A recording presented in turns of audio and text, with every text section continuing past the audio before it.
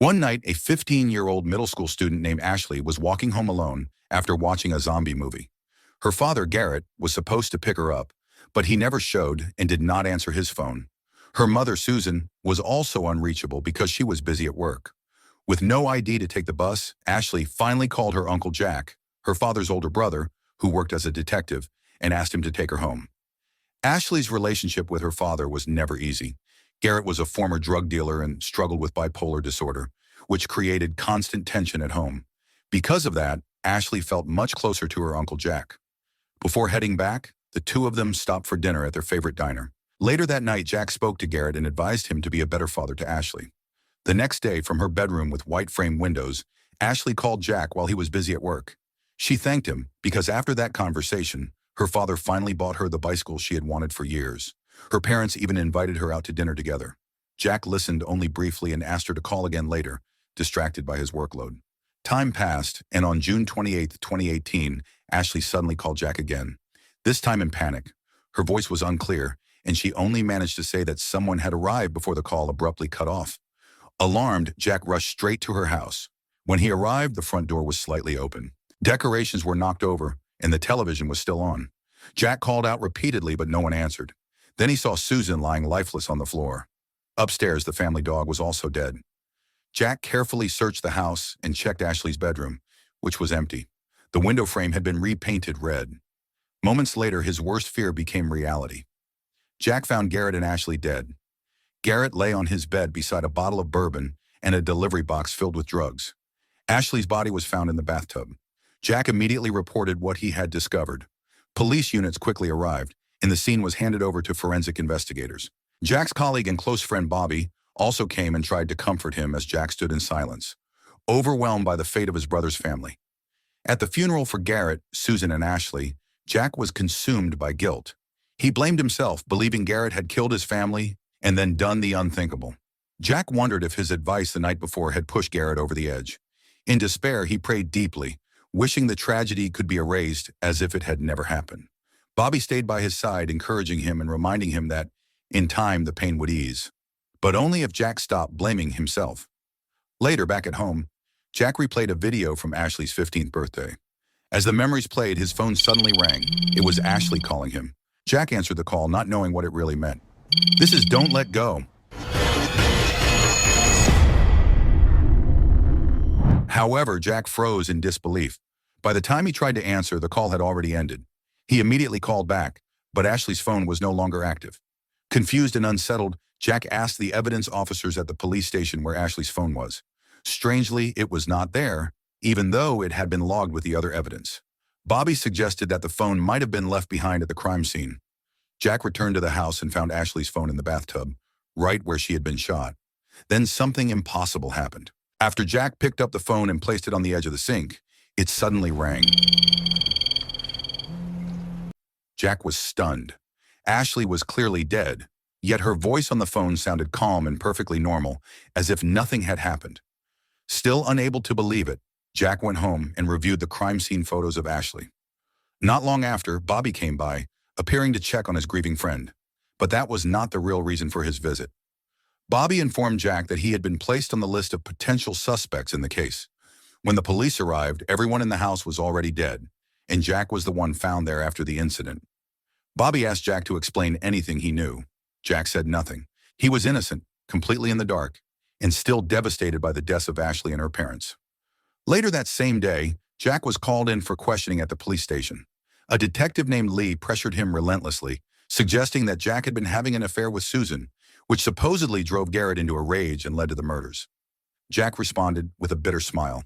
Fueled by anger, he sarcastically agreed with everything Lee accused him of, mocking the absurdity of the claims. Okay. Yeah. You know what?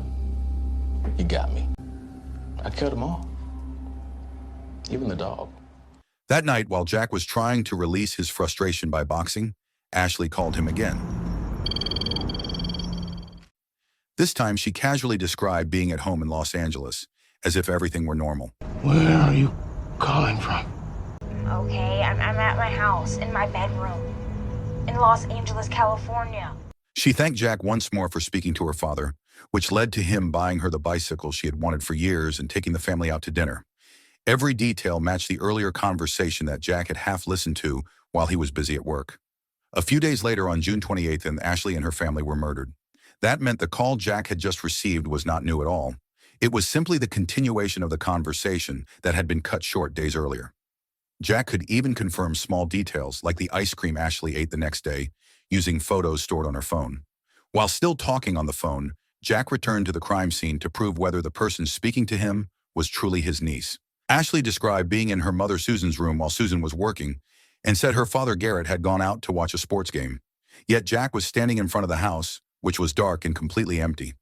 To test what was happening, Jack asked Ashley to go to the storage shed outside the house and spray an X on the door using a can of paint sitting on a table inside. He did not explain why. Ashley was confused by the request, but she agreed, ended the call, and went to do it. Jack waited outside the shed. After a few minutes, he laughed to himself. There was no X on the outside of the door. He convinced himself that everything he was experiencing was just his imagination, a result of not being able to accept Ashley's death. Eventually, Jack stepped inside the shed. The spray can was still sitting on the table.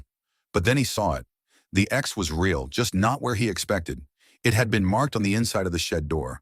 Trying to stay calm, Jack blamed it on a glitch with his phone and asked Ashley to check the date shown on her screen. He compared it with the date printed in the newspaper he was holding. That was when the truth became undeniable. Ashley was calling from the past, exactly 4 days earlier, on June 25th, 2018. Jack, meanwhile, was in June 29th, 1 day after the murders.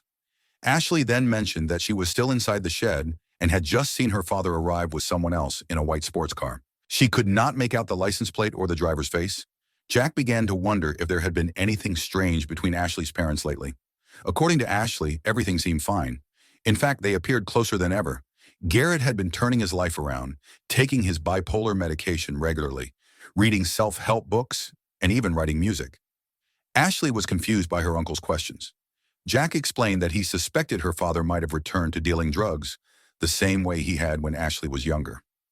While searching Garrett's desk, Jack had found paperwork about renting a villa in Mexico and a note inside a motivational book mentioning someone named Georgie. Jack also learned that on June 25th, Garrett had just repainted Ashley's bedroom window red. The paint had seeped into the frame, causing the window to jam and become impossible to open. Not long after that, Ashley ended the call because her father had come home. Before hanging up, she promised to help Jack find out who Georgie really was. The next day at the office, Jack continued investigating the case. He reviewed every clue he had, from the photos on Ashley's phone to the details she had shared during their call from the past, including the mysterious visit on the night of June 25th involving the white sports car. By then, it was already June 30th. That meant Ashley's timeline had moved forward to June 26th, leaving just 2 days before her entire family would be killed. Shortly after, Jack was summoned to his boss Howard's office. Howard urged him to move on from the case and reminded him that he still had bereavement leave available. Jack laid out everything he had uncovered, including the name Georgie hidden inside Garrett's book. Howard recognized the name immediately. Many drug cases were linked to someone called Georgie, yet no one had ever seen him. The only evidence was a rough sketch drawn by a witness who had died long ago. Meanwhile, back in the past, on June 26th, Ashley began digging through her father's belongings, trying to find out who Georgie really was. During her search, she stumbled upon something that caught her completely off guard. At the same time, Jack was reviewing the forensic photos and noticed something that did not add up. The bottle found on the bed was bourbon, even though Jack knew Garrett only drank vodka. That detail was backed up by a vodka bottle sitting elsewhere in the room. To Jack, it was clear that the crime scene had been staged to make Garrett look guilty. Garrett's history made that story easy to believe. He suffered from bipolar disorder, owned a firearm, and had a past with drugs. With all that combined, the police quickly concluded that Garrett had snapped, murdered his wife and daughter, and then ended his own life. Jack, however, was convinced that this was not what really happened. He believed someone else had killed all three of them. Not long after, Jack received another call from Ashley from the past. He quickly left Bobby and headed home. Ashley explained that she had checked her father's notes and found an address linked to Georgie. She wanted to tell Jack in person, since she was already nearby while walking her dog. Alarmed, Jack immediately told her to go home, claiming he was investigating Garrett's drug case somewhere else. He also warned her that if they met later, she should act normal and avoid mentioning Georgie at all. Jack was certain dangerous people were watching him, and possibly his house, and he feared Ashley could be harmed. Taking his warning seriously, Ashley went home. and passed along Georgie's address to Jack. Jack wasted no time and drove straight to the location. The house was empty and had been seized by the bank. Across the street, however, a group of gang members occupied another house. One of them watched Jack closely while talking on the phone as cars passed by nearby. With the house locked, Jack checked the mailbox and found a UED shipping brochure, identical to the drug delivery box discovered in Garrett's bedroom. That confirmed his suspicion that Garrett had likely purchased the drugs through Georgie. Moments later, the gang's car returned, and without warning, gunfire erupted toward Jack.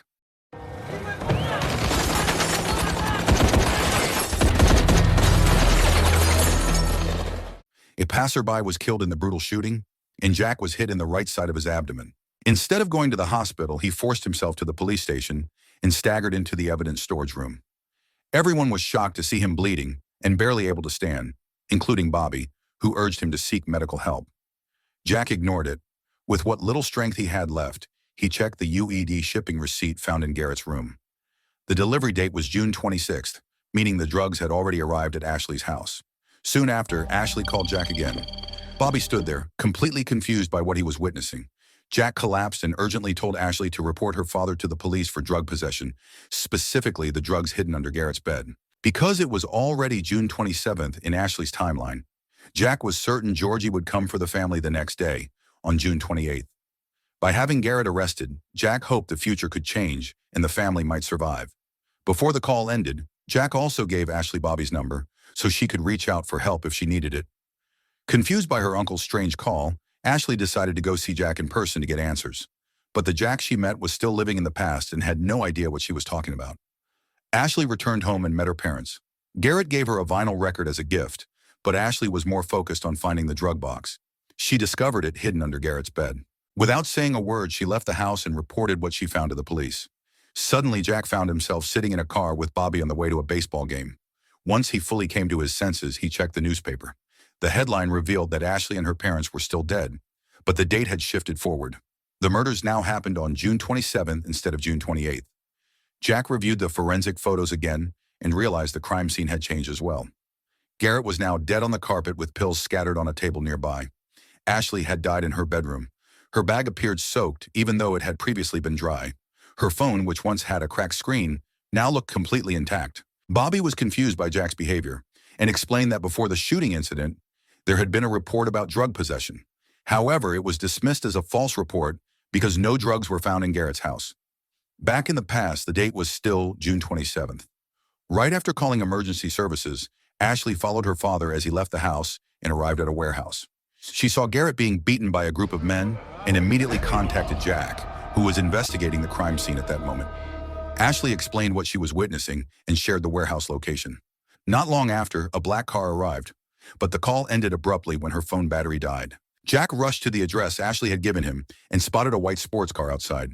He sent a voice message to Bobby, asking him to trace the license plate. Jack then entered the warehouse, where several men opened fire on him.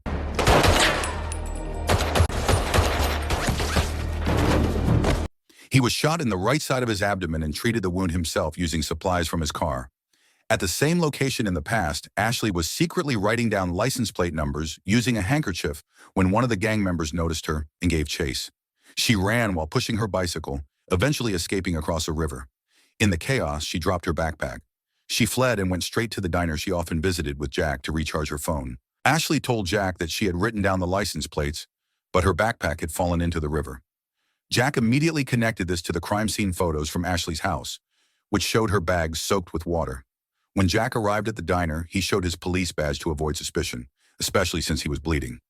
After everything he had asked Ashley to do, all the strange requests and unexplained instructions, Jack realized this was the moment to tell her the truth. Over the phone, Jack guided Ashley to grab some gum from the counter and sit at their usual table. He then asked her to chew any color she liked and stick it underneath the table. Moments later, Jack retrieved the piece of gum and correctly identified its color as red. Ashley was stunned. Jack had guessed it perfectly, even though he was not physically there. That was when Jack finally revealed the truth. He explained that he was actually Jack from the future, exactly 2 weeks ahead of Ashley's time, 2 weeks after June 27th. Because of that, he already knew what was going to happen to her, including the gum she had just stuck under the table. In his present, Jack was sitting at the same table, directly across from where Ashley was, only separated by time. He had picked up the gum 2 weeks after Ashley placed it there. Ashley was left speechless. To be sure, she chewed another piece of gum, added a small drawing, and asked Jack to check under the table again. When he did, everything matched. That was the moment Ashley fully believed him. Jack then explained everything. In the future he was living in, Ashley and her parents had already been murdered. Everything he had done so far was an attempt to stop that tragedy, to save Ashley and her family by guiding her through phone calls across time. Jack revealed that Ashley had originally been killed in her bedroom because her window was jammed and she could not escape. That was why he urged her to go anywhere at all, as long as it was far away from her house. The future was not fixed yet. Confused and overwhelmed, Ashley boarded a bus with no clear destination. Meanwhile, Jack, still badly injured, forced his way into the evidence room to check the handkerchief inside Ashley's bag, the one that supposedly contained the license plate numbers from the warehouse. But the writing was gone. The bag had been soaked in water, washing everything away. Not long after, Howard, Bobby, and several other officers arrived. Jack asked the other officers to leave, explaining that what he was about to share was sensitive. He told Howard and Bobby that Ashley's bag had been deliberately placed at the crime scene, since she had lost it earlier on the same day as the shooting incident. Jack also brought up the white sports car seen at the warehouse where he had been shot. Bobby, who had already traced the license plate, revealed that the car belonged to Detective Lee, the same officer who had interrogated Jack and suspected him in Ashley's case. Bobby suggested to Howard that Georgie might be an alias used by Lee, and that they needed to inform someone named Eves. Jack was told he would need to meet this person as well. At the same time, Ashley was still outside, desperately trying to warn her father, but her calls went unanswered. In the parking lot, Howard finally explained the full truth. Georgie was not a single person, but the name of a secret group made up of corrupt police officers. The operation was so classified that even most officers were unaware of it, all under orders from the district attorney. Neither Howard nor Bobby knew exactly who the corrupt officers were. Even the sketch Howard had shown earlier was deliberately fabricated to hide the group's true identity. Howard then revealed that Eves was another officer secretly investigating Georgie. Now that Jack had uncovered proof that Detective Lee was one of its members, they had to contact Eves and meet him at a secure, prearranged location. On the drive, Jack asked Howard how Garrett was connected to the Georgie group. Howard explained that Garrett had been involved in drug transactions with members of Georgie. That was why Jack had been attacked as well. By digging into the case, he had become a threat to their identities. When they reached a quiet meeting point far from the public, the three of them stepped out of the car, and Bobby immediately contacted Eves. Back in the past, Ashley was struggling to reach her parents. With no response, she called Bobby, whose number had been given to her earlier by Jack from the future. During the ride, Ashley charged her phone in Bobby's car. When they arrived at her house, she asked Bobby for help, believing her parents might be in serious trouble. She stepped out with her bicycle, but without warning, Bobby picked up Ashley's backpack that had fallen into the river earlier, along with a shotgun. How in the world did your daughter end up following you to Armour Street today? Bobby then confronted Garrett, questioning how he could be so careless that his daughter had followed him to the gang's secret warehouse. At that same moment in the present timeline, Jack, Howard, and Bobby were still waiting for Eves to arrive. Suddenly, everything fell apart. Bobby brutally killed Howard, stating that Howard was a clean cop, just like Jack. I said to him, look. Don't you even think? Bobby revealed that he himself was a member of the Georgie group and had been ordered to kill Garrett after Garrett refused to cooperate in a major drug deal. Susan and Ashley were also targeted because Ashley had discovered the location of the secret warehouse and the drug box hidden under her father's bed.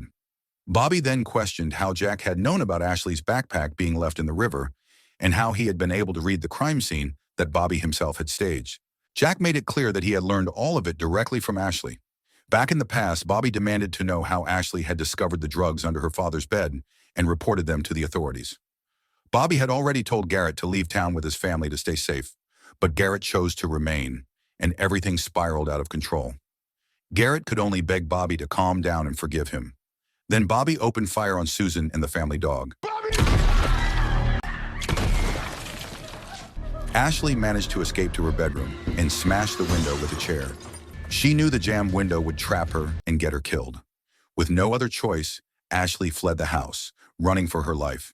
In the present timeline, Jack tried to escape as well, but Bobby shot him in the leg, leaving him wounded and helpless. Back in the past, Ashley was still being chased. She managed to reach an empty warehouse near her house and immediately called Jack in the future. Jack then showed his phone to Bobby. Bobby was stunned when he realized that the voice on the call truly belonged to Ashley from the past. Through the call, it became clear that Bobby had driven Ashley home, only to turn on her family and open fire. Now Ashley was trapped inside the warehouse with nowhere to go. Jack understood that for any of this to change, Ashley had to survive first. Only then could he survive as well. Standing there bleeding, Jack listened as Bobby showed a moment of hesitation, admitting that he never wanted things to end this way, just as Jack had wanted Garrett and his family to live. In the past, Ashley escaped from the warehouse and ran straight to Jack's house. She called out desperately for her uncle, not knowing what she would find. Jack was home, and what he saw shocked him. Bobby was there, holding a gun, ready to kill his niece. In that moment, Ashley urged her uncle to save himself so that she could save him in return. Save you. If you save me. Instantly, Jack's memories from the future transferred into the Jack of the past. Everything became clear. He now knew Bobby's true intentions and finally understood why Ashley had been asking for his help all along. In the future timeline, Bobby was seconds away from killing Jack, but that future never happened.